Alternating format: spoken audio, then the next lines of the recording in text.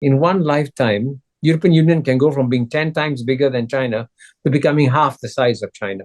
Now, firstly, in terms of why I am absolutely confident that this will be the Asian 21st century, I make 3 points. First, of course, is that from the year 1 to the year 1820, for 1800 out of the last 2,000 years, the two largest economies of the world have always been those of China and India. So you can see, therefore, that the past 200 years of Western domination of world history have been an aberration. All aberrations come to a natural end, and that's why it's perfectly natural to see the return of Asia in the 21st century. But the second reason why I'm confident that it'll be the Asian century is that the Asian countries finally woke up and realized, asked themselves a basic question: why did the West succeed? And what can we learn from the success of the West?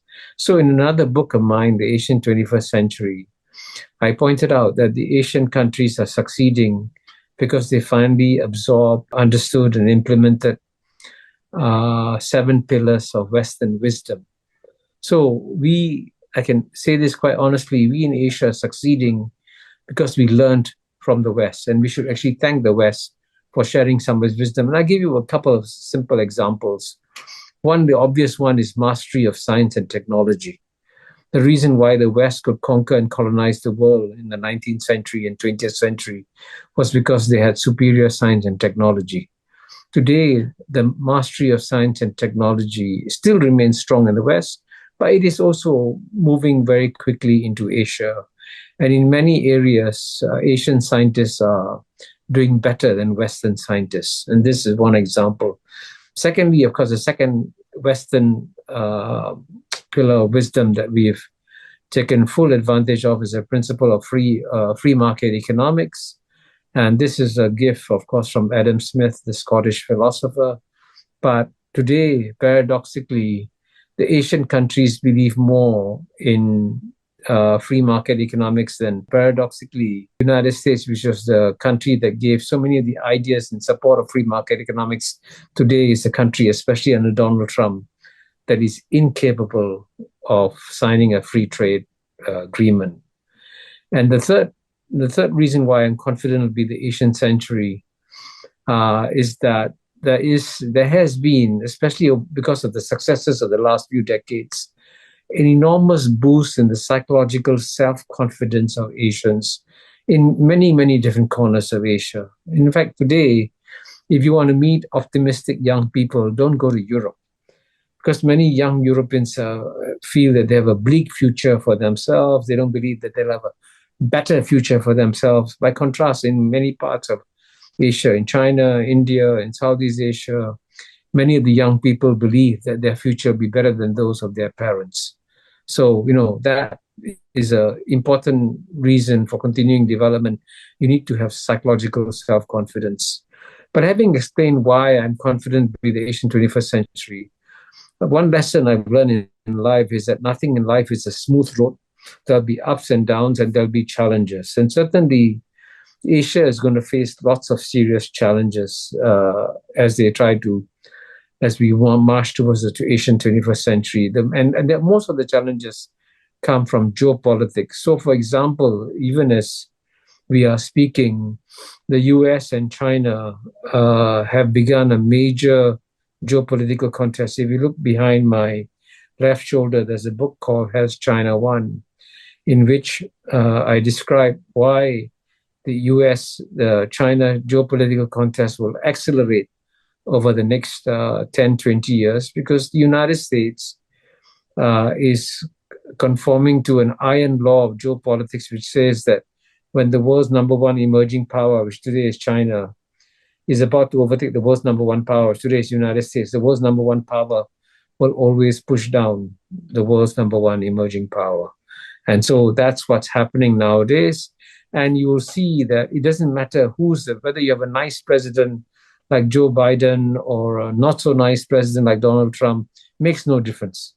The US-China contest will continue because it's driven by structural forces, as I document in Has China Won? But I also want to emphasize that there are other geopolitical tensions in the region between China and Japan to some extent.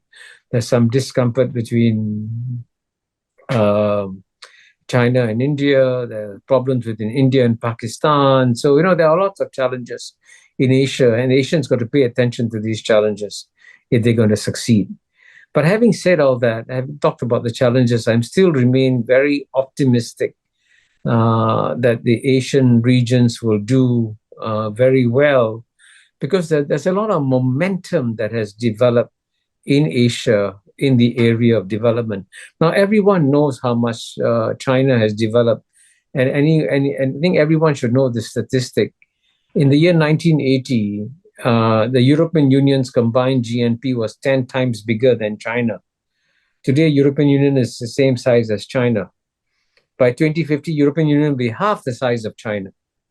Isn't that amazing? In one lifetime, European Union can go from being 10 times bigger than China to becoming half the size of China. That's an example of how the Asian century is coming. Another example, I live in Southeast Asia, and you all must, if you don't mind, study ASEAN, which is the second most successful regional organization in the world after the European Union. In the year 2000, Japan, which was the second largest economy, was 8 times bigger than ASEAN in the year 2000. Now Japan is only 1.3 times bigger than ASEAN. By 2030, ASEAN will be bigger than Japan. Okay. You see how the growth in Asia is taking place so dramatically, very dramatically. That's why I'm so confident that the 21st century will be the Asian century. 偷偷告诉大家，我最近发现了新法宝 Royal Face 逆时奇迹系列，它有活肤露、全效精华，还有精华霜。尤其我皮肤比较偏干，所以我非常的注重保湿。保湿做得好，肌肤自然烹饪。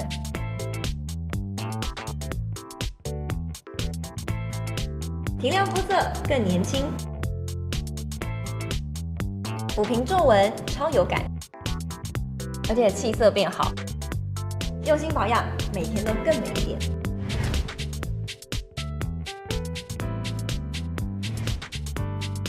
美吧！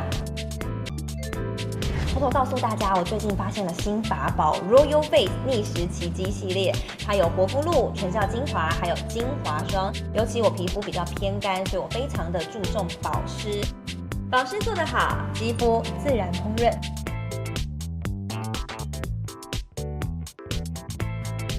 提亮肤色更年轻，抚平皱纹超有感，而且气色变好。用心保养，每天都更美一点。